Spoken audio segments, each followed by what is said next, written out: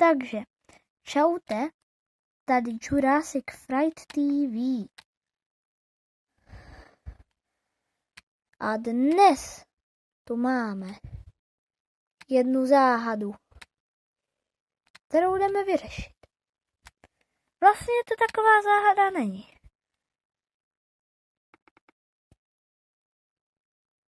Ale ten, kdo čaje nazval blbec, já. No, ty nazýváš každého blbečkem. Ahoj, debile, chceš si se mnou hrát na blbečka?